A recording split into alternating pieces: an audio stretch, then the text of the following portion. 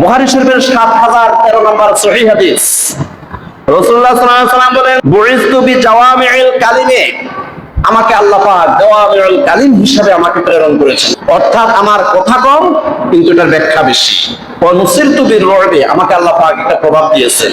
একবার আবু জাহেল কি করলো, একটা ঘোড়া বিক্রেতার নিকট থেকে একটা ঘোড়া কিনেছে ১১০ টাকা দিয়ে।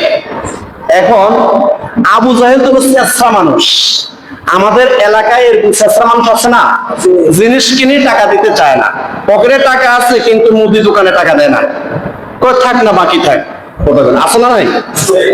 এরকম চেষ্টা মানুষ ছিল আবু জাহেল। এ ঘোড়ার টাকা দেয় নাই, এখন ঘোড়ার মালিক বারবার তার বাড়িতে যেতেছে, এ টাকা দিচ্ছে না। এবার এই দান দরবার করার জন্য আবু লাহাব, আবু সুফিয়ান, উতবা, সায়বা, মুগিরা যা আছে নেতা খেতা সবাইকে নিয়েছে দান দরবার করে টাকা উসুল করে দিল। সবাই ফেল, কারণ ছেঁচড়া মানুষ তো, এই ছেঁচড়া থেকে টাকা উসুল করা অনেক কঠিন। এবার একজনে বুদ্ধি দিল, এই ভাই আপনি ওই যে কাবা শরীফের পাশে বসে আছেন মুহাম্মদ রাসূলুল্লাহ সাল্লাল্লাহু আলাইহি ওয়াসাল্লাম, ওনার কাছে যান। এবার মুহাম্মদ রাসূলুল্লাহ সাল্লাল্লাহু আলাইহি ওয়াসাল্লাম সব শুনে আবু জাহেলের বাড়ির সামনে গেল। আবু জাহেল বের হো। আবু জাহেল থরথর করে কাঁপতে কাঁপতে বের হলো। এই আবু জাহেল, তার থেকে ১১০ টাকা দিয়ে ঘোড়া নিয়েছ, কিন্তু তার টাকা দাও নাই কেন? টাকা এক্ষুনি দাও। আবু জাহেল থরথর করে কাঁপতে কাঁপতে ঘরের থেকে টাকা আনি তাকে দিয়ে দিল।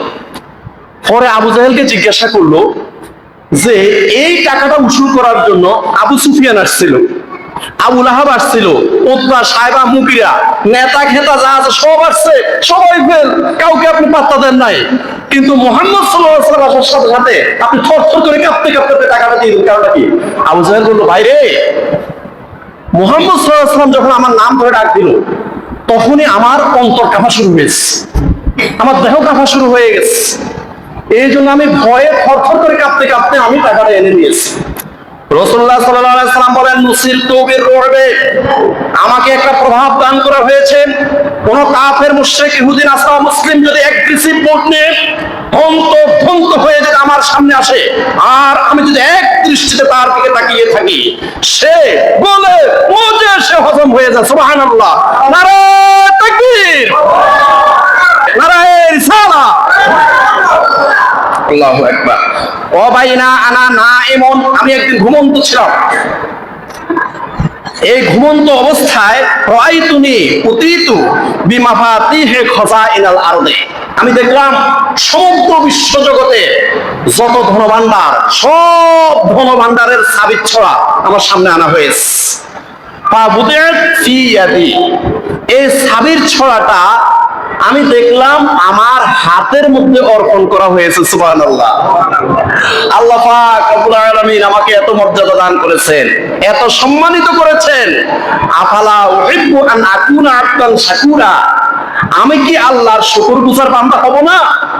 তাই তো কানান নবী সাল্লাল্লাহু আলাইহি ওয়াসাল্লাম ইয়াকুমু মিনাল লাইলি লিইউসাল্লি হাত্তা তারিবা কদাবাহু, এই জন্য শুকরিয়া আদায় করে রাসূলুল্লাহ সাল্লাল্লাহু আলাইহি ওয়াসাল্লাম রাত্রিতে জাগ্রত থেকে, গভীর রাত্রে জাগরণ থেকে এত পরিমাণ দাঁড়িয়ে দাঁড়িয়ে ইবাদত করতেন, ওনার দুইটা পাও ফুলে যেত।